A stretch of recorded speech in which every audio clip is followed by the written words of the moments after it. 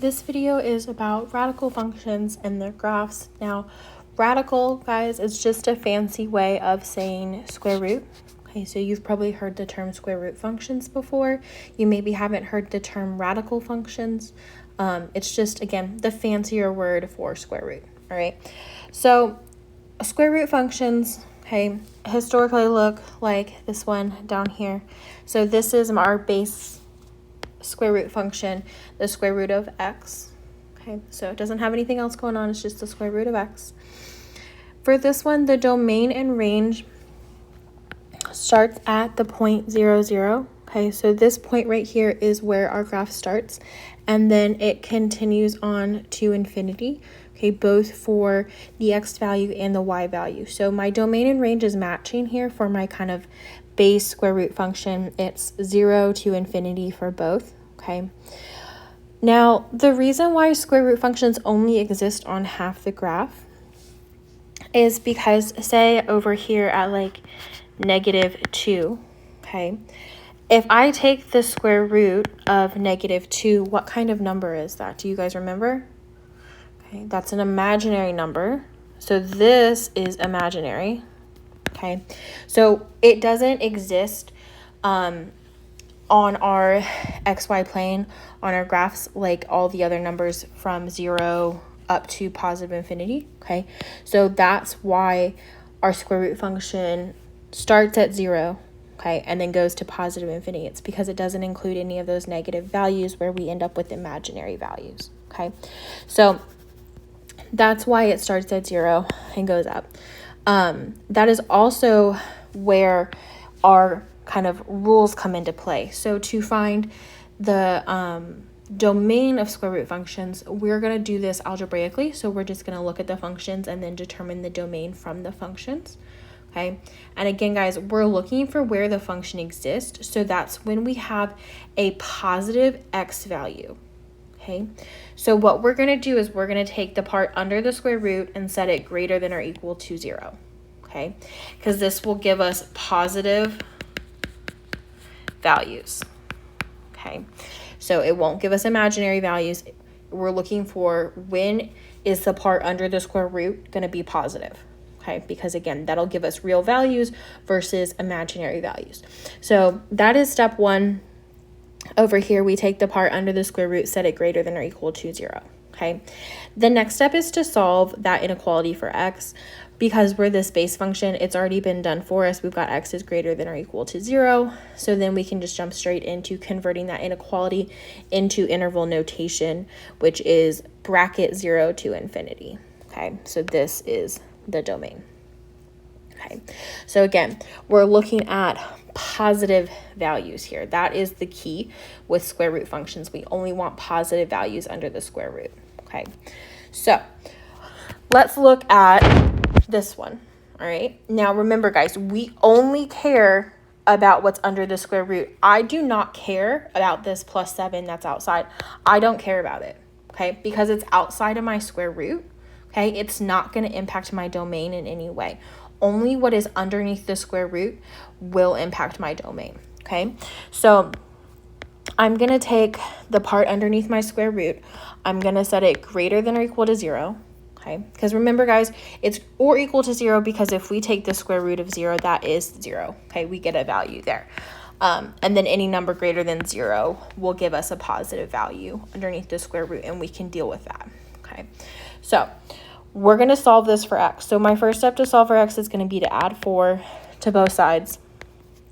When I do that, I get 2x is greater than or equal to 4. Okay, from there, I want to get x by itself, so I'm going to divide both sides of that inequality by 2. Okay, I get x is greater than or equal to 2.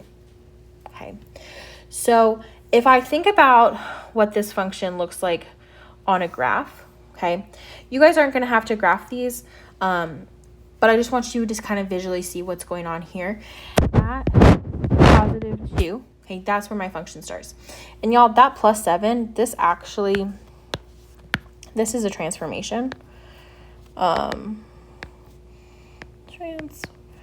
Which you will talk a lot more about if you take pre-calculus. We're not going to get super into it. For for this class, but I just kind of want you guys to see what the graph would look like. So all that plus 7 does outside the square root is it just moves it up 7. So this function is going to look something like this, where I start at 2. We'll say that this is up 7, okay? And then it's going to go this way, okay? Because it's including, again, all of these x values that are greater than 2, okay? So if I think about writing that domain in interval notation, okay, my starting value is 2, okay? And then I'm going up to infinity, okay? And that is my final answer for this one. That is x is greater than or equal to 2 in interval notation. And again, you're not going to have to draw the graph. I just want you guys to kind of see a sketch of what this looks like graphically, so then you can compare it to that work algebraically. Okay. All right, let's do another one. So this one, okay, we don't have anything outside the square root, so we don't have anything to worry about there. But we're going to go ahead and we're going to take that part underneath the square root. Okay, that's the part we care about. We're going to set it greater than or equal to 0. Okay, now when I solve for x here, there's a trick. Okay, we can't forget about when we are solving inequalities. Okay, I now, to get x by itself, have to divide by a -2. Okay, remember when I divide by a negative, okay, when I'm working with inequalities, what do I do to the inequality symbol? I got to flip it. All right, so that'll give me x is less than or equal to a negative divided by a negative becomes a positive. Okay, 14 divided by 2 gives me 7.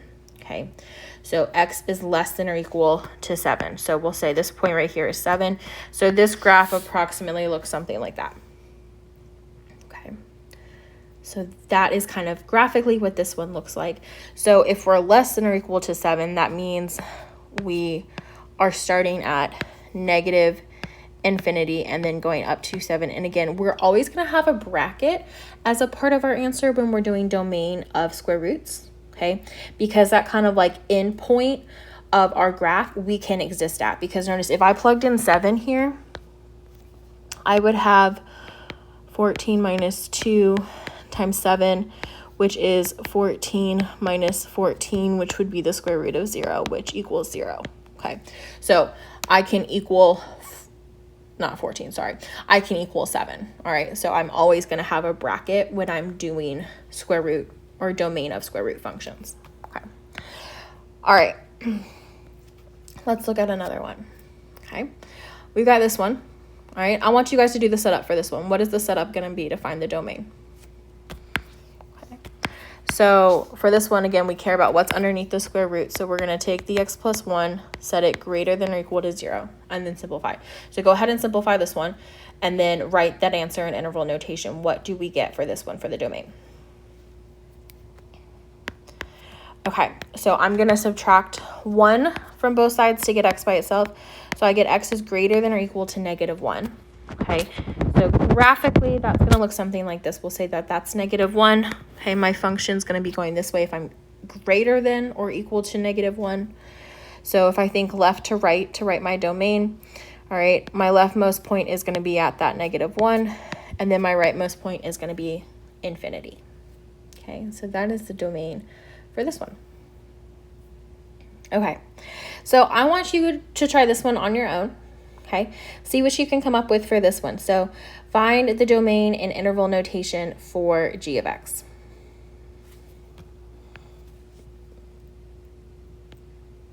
Okay, so again, we care about what is underneath the square root. I don't care at all about that 1/3 out in front.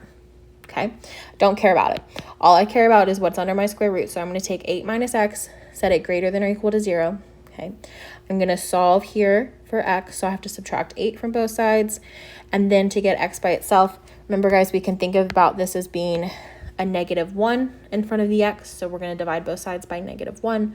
When I do that, make sure you remember to flip that inequality symbol. Okay, so graphically, this one's going to look something like this, where we've got x is less than or equal to 8. Okay, so in interval notation, I've got -infinity to 8 with a bracket as my final answer. Okay. All right, let's do another one. So try this one. See what you come up with for the domain for this one. So again, the part we care about is the part under the square root, and honestly, that's the only part that exists for this one, okay? So we've got negative x plus 11, okay? We set that greater than or equal to 0. To solve for x, we have to subtract 11 from both sides of my inequality. I've got negative x is greater than or equal to negative 11. Solve that by dividing by 1 on both sides. Again, because I'm dividing by a negative, I'm flipping that inequality symbol. I get x is less than or equal to 11. Okay, so graphically that looks something like this. Okay, just approximately.